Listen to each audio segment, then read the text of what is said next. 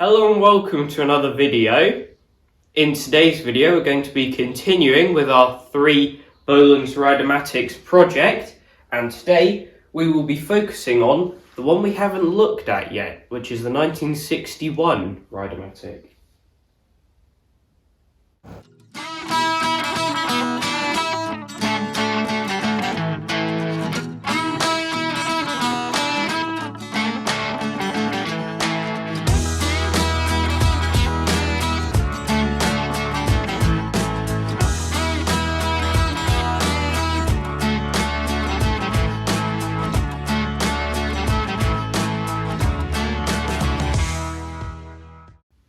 Before we get started today, let's have a bit of a recap of where we are in this project. Now, this red 1962 Rideamatic is working and driving. As you will have seen in a previous video, we're very happy with where this is. It has a few issues that we've identified, but they're all kind of minor things that we'll sort out along the way. Now, we're just using this as a reference tractor for how we want to make the other two kind of look mechanically.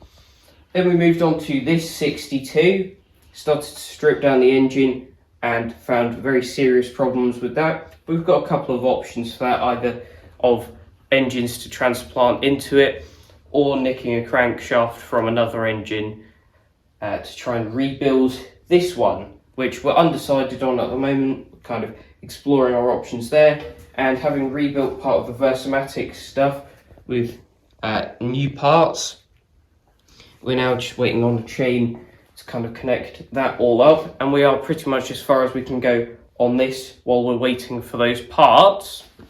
So that brings us to the 61 Rideamatic, which has only been used for reference so far. We haven't really looked at this.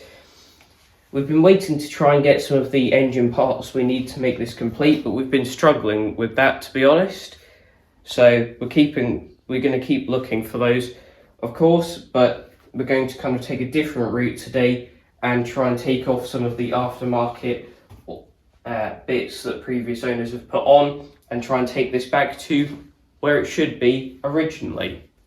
Now, of course, we need to get this onto a bench, so we'll be back with you in a second. We have the 61 Rideamatic on the hydraulic bench now, the 262s over by the door for reference if we need them. Now, we've got our parts laid out on the bench here. We might have run through some of these before, but we'll go through them again. This is the flywheel that we got with the tractor to replace the one that was cracked in half. Now, we haven't installed this yet because we're struggling to get an engine pulley to go on top of this with the belt to go round then to the electric start, that pulley. We're struggling to source one of those, but once we get one of those, we can then make sure it fits this flywheel and then look at what else we need to get before putting this on.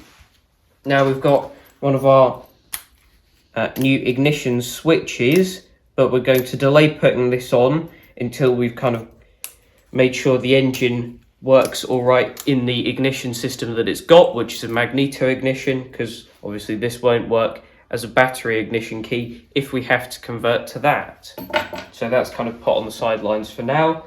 This steering wheel came off of a scrap Bolens 600. You can tell it's not in the best condition, but we're going to be trying to fit this onto the tractor just so that it's got an original size and shape steering wheel on it for now. And then when it comes to kind of restoring this tractor in future, we'll get a new one of these. It's just they're quite expensive from America, so we're trying to save putting it on until it comes to a full restoration. That still has part of the steering column in there since someone just kind of hacksawed it off at the bottom, so we're going to have to try and press or hit that out today. That'll be fun. Then here we have a new seat pan, which is the correct size but has a couple of challenges with it. First being that the hole in the center doesn't actually have a square hole, which leads us on to our next item, the carriage bolt that goes through there. Now, usually we would have to source these from America. However, we've actually managed to cross-match parts and find a supplier in the UK for not just the bolts, but also the wing nuts and the spring washers, which sounds very simple when I say it like that, but it's not usually that easy to find suppliers in the UK for various fixings like this.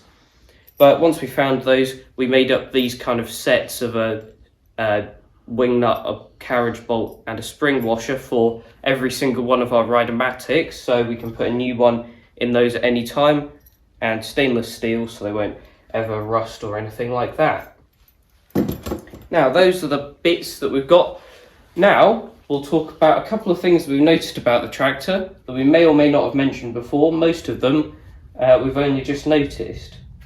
So first thing that we've noticed is that there's quite a few kind of Bluetooth wires, so they're not very helpful at the moment, and the original owner seems to have been quite creative with some things on this tractor.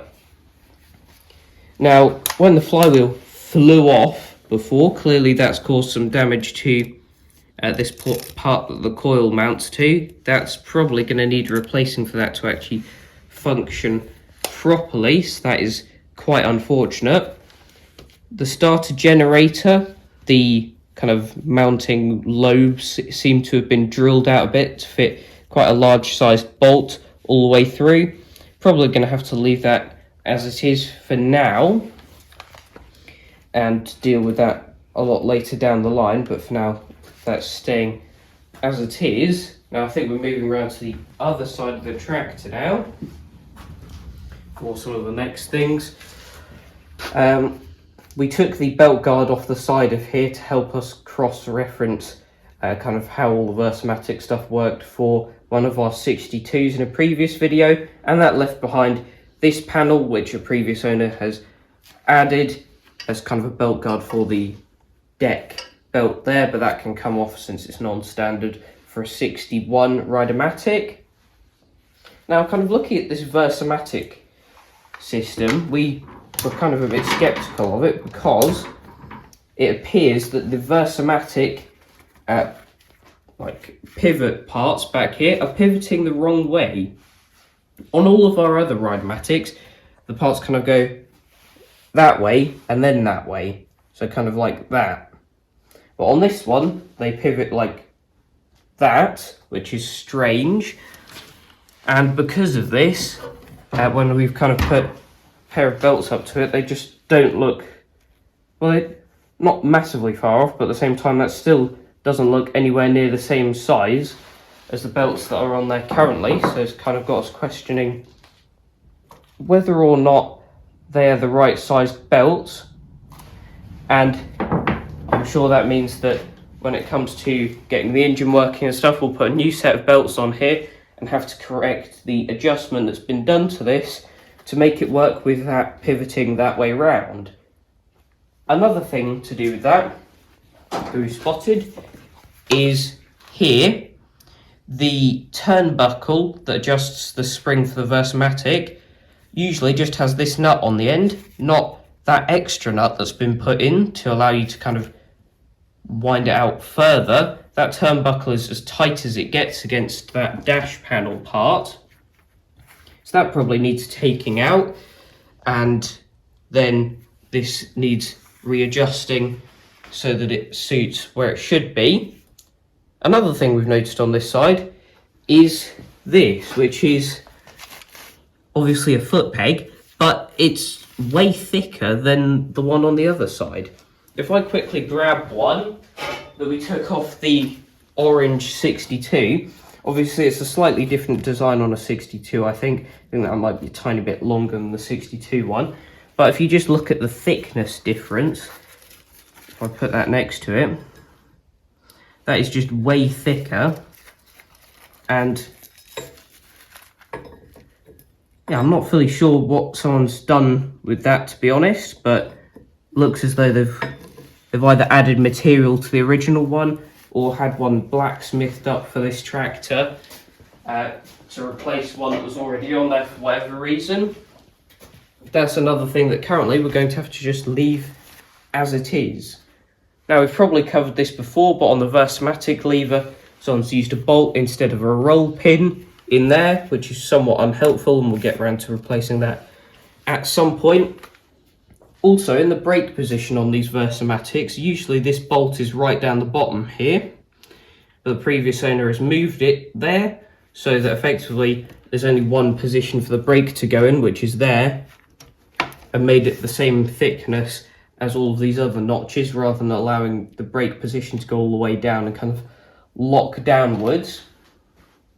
Now, the steering wheel appears to be off of a go-kart, which is getting replaced for that one that we talked about on the table. However, it's been mounted in a kind of strange way. It appears that something might have been done to the shaft as well. Also looks like there's been a pin hole drilled through it, so hopefully there isn't too much damage to that steering shaft. We can hope. And hopefully we should be able to put an original sized steering wheel on there still, despite whatever modifications have happened to that. Then on the back, obviously this seat is coming off, which is mounted to this wooden board here, so it'll be good to lose that as well. Kind of looks like the seat support is bent backwards, but we'll only be able to tell that once this is off. If it is, then we might need to straighten it out a bit, but that shouldn't be too difficult. Also, there's this kind of strange battery brace on here, which we may keep, see if we can reuse it, but we'll take it off for now and see what type of battery's on there, because that might help us out a bit. Just realised that I managed to talk for 9 minutes straight there about the issues with this tractor, so sorry for that, but I think that highlights how much there is to do on this machine. But now we best get on with something now. We're going to start by taking the seat and the firewood off, which it's 2 bolts here that go through from the wood to the seat support. Then there's another bolt at the back that mounts the isolator to the seat, or I should say the bit of wood. And to add to the confusion, these are also metric carriage bolts, which is unhelpful, but we brought out a 17mm ratchet ring, which is not something we use often at all. And we also don't have our usual set of ratchet rings, the Faken ones that we like using. So we'll just have to use these instead. But we'll take off all 3 of these. I'm starting with the isolator one because then it can just sit on the chassis with the wires connected still. I don't have to take off any of the battery leads or anything. That bolt feels quite stubborn, so I might have to give that a tap to make it drop out, but that's the first nut. So we'll just continue taking off these other 2 and come back to you in a minute, hopefully with the seat either ready to take off or taken off. In theory, I can now lift this seat off, but we'll see how that goes.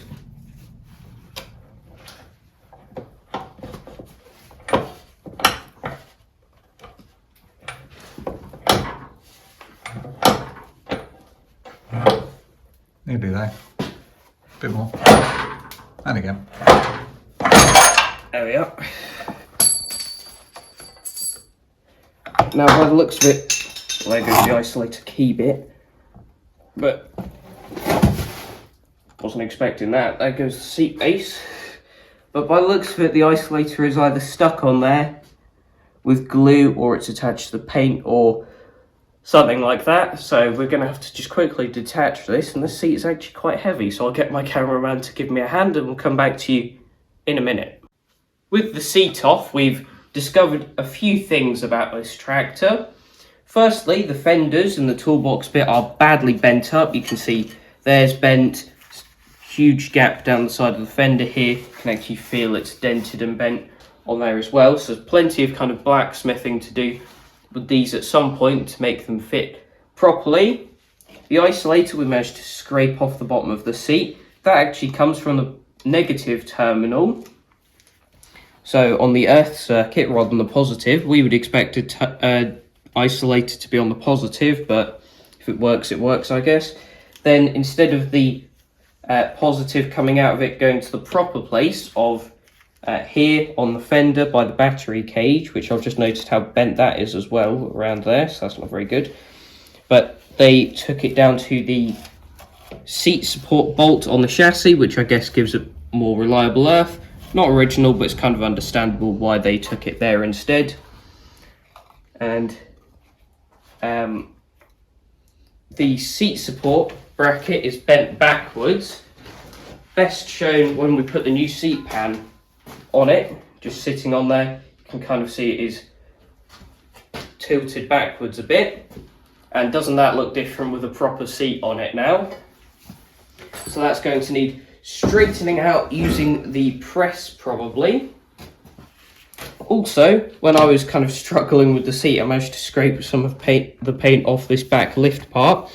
And you can actually see under the green is red paint, then under that is the original gold. So there's still some original paint under there. But clearly this was repainted red before it was repainted green. A bit strange that a lot of Rideamatics seem to be repainted red. Exhibit A over there.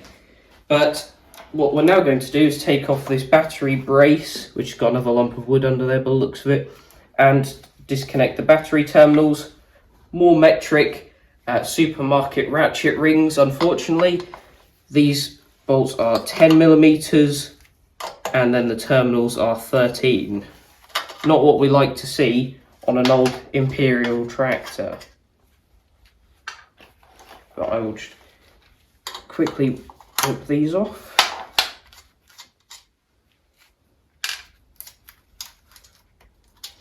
Those washers don't especially matter, they'll come off with it. And that one's already loose.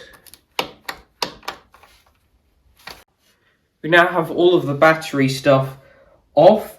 We did get a bit bored with some of the metric fixings holding down the battery, so we did hit them with the angle grinder in the end. Not like we're reusing them, so that didn't matter too much. And thankfully we're back to original bolts here on the seat support, which we've also undone already, and they are loose now. I just need to kind of pop them up to get them out. Quite difficult to get to is the back one, so that's why we did it off camera. There we are. That's those two out, and that should all be able to come undone now. To get this off. Another thing that we've kind of noticed, I'm not sure if we said this before or not, but there's some really long pin thing going through the gear lever. It should be much shorter than that, but clearly someone's put something different on to switch, so that'll have to get changed at some point in the future. But I'm going to tilt this back, being mindful about that spring, not trying to overextend that. There we are. That's the seat support out now, and that is quite rusty on the underside. But now we can put this in the press and try to straighten it out a bit. Now, to bend the seat support accurately, we wanted to have another one to kind of compare it to and use as like a pattern. So we got the one from our 1960 parts tractor, only to discover that these are very different. That's where they mount on the tractor. As you can see, they are complete opposites of each other. So that's not going to be any help to us. We then checked the part numbers of a 62 versus a 61 before we started dismantling any of our 62 Rideamatics. And it appears that the part number for those is completely different. So we are very much on our own for these. So having quickly looked at this, we think that it's this bend that we're going to change. As you can see, that is pointing downwards towards this way, so we're going to open that angle up a bit on the press. Now, we forgot to record the actual pressing bit, but that is now pretty much straight, so we can reinstall this. Now, we would bend all of these bits back, but this whole toolbox and fender area part between the two fenders is different to a 1962 and it's different to a 1960, so we can't get a reference from either type of other Rideamatic that we've got in here. This is the only 61 we have access to at the moment, so we'll do those repairs when we have one of our other 1961 Rideamatics accessible. But until then, it's not fouling anything really, so we're going to leave it as it is. So now what we can do is kind of pull this back again. Get that lead out of the way. That's not going to want to get out of the way, never mind, that can just stay with us.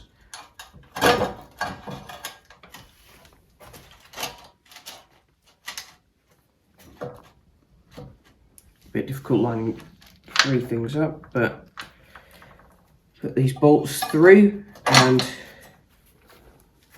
then you can just tighten this back up and it's ready for the new seat to go on.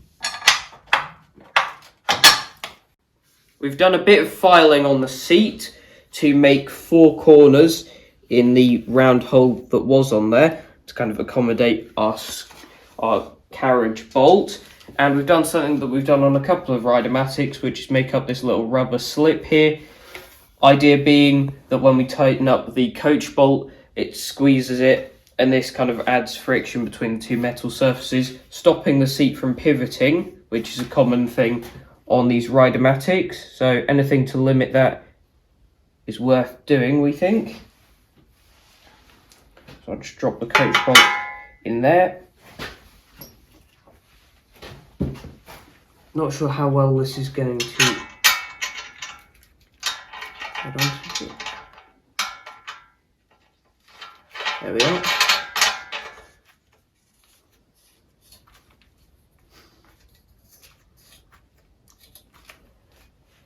Try and keep that straight as possible.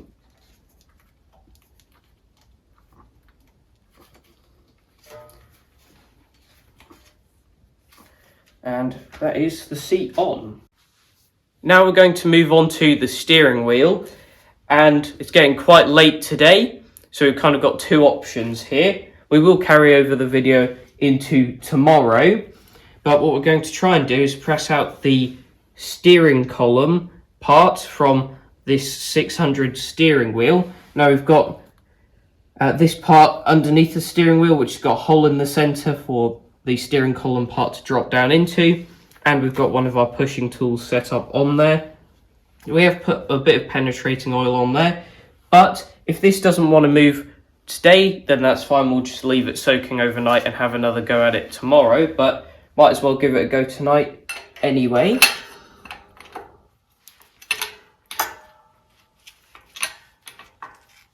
And I can't tell if that's actually moving or just building up pressure. Oh, something moved then. Yep, I think that steering column has gone down. Which is good news.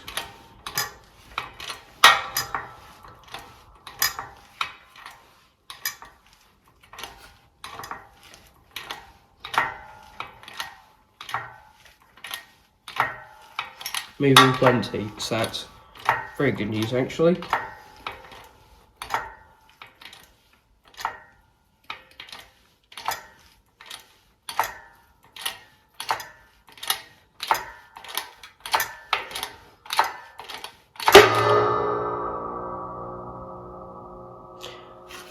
That sounded promising.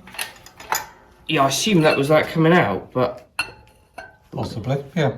I'm going to try and release it and see what that was, since if it wasn't, I'm not too happy with whatever that was. Pull this off. Oh, maybe it wasn't. I think that was just a key releasing point, but that is very nearly out. Do wonder if I can just kind of bodge this a bit. Try and use the correct tool, maybe.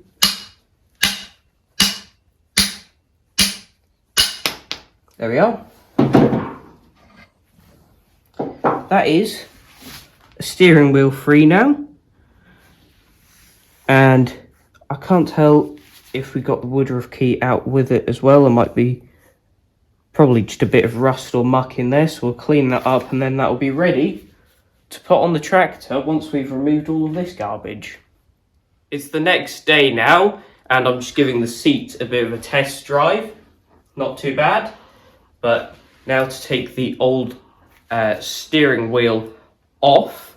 Now there's this bolt in the centre here, which I need to take off. Then the more challenging part will be the pin that goes through it. And there's also a bolt there acting as like a grub screw through there.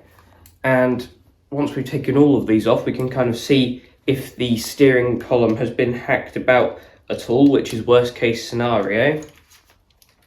It appears on first inspection like there's been a kind of plate moulded around there, or a sleeve made up for it, but we'll only see once we get those other two fixings off. We have all of the fixings removed, the bolts off, the pin that was going through is off, and we've loosened off that bolt that's acting as a grub screw, and we've put a puller on here now. I'm going to go slowly since I think this is aluminium, and of course we don't want to damage the top of the steering column, so here we go.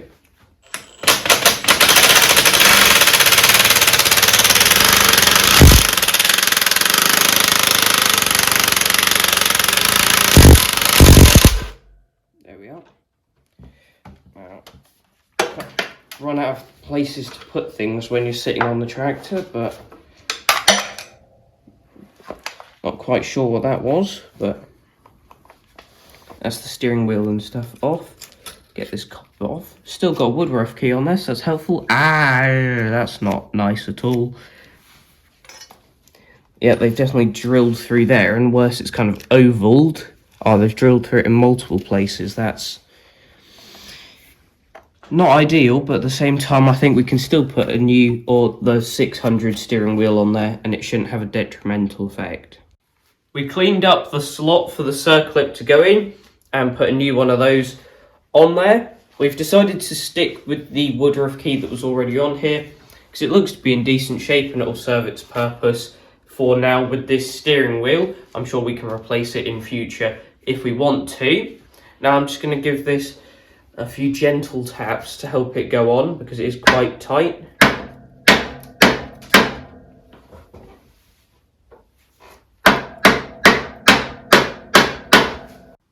The steering wheel is on now, and we've just got finishing touches to do here, because a Rideamatic has a cover over the top of the steering wheel. Could reuse what the previous owner put on, but that just looks terrible, so we're getting rid of that. Now what a Rideamatic should have is one of these chrome covers. This is borrowed from the Orange 62, just to kind of demonstrate what that should look like. Looks quite nice and serves the purpose. Now, these are quite hard to get hold of. In fact, we can't actually get any of these. So we had to come up with a different thing, which is that we had a look on a popular online auction site and found these relatively cheap magnets. So it's effectively a chrome cover with a magnet underneath. So what we did is bought one, used some chemicals to dissolve the glue, took the magnet out, so we now have a spare magnet, and now we have a bronze cap, which, although it isn't identical to the original, kind of it's got less curved edges and it's a bit taller, but it's much better than having nothing on there. So what we're going to do is fit this up now, and we'll come back to you with the finished product. The steering wheel is now fully fitted up with the cover. I think that doesn't look too bad, seeing as that is an aftermarket part rather than something that's actually suited for the tractor. And now with the steering wheel and seat, the tractor looks a whole lot more like an original Rideamatic. So we're happy with our work today, and apologies for the lengthy video.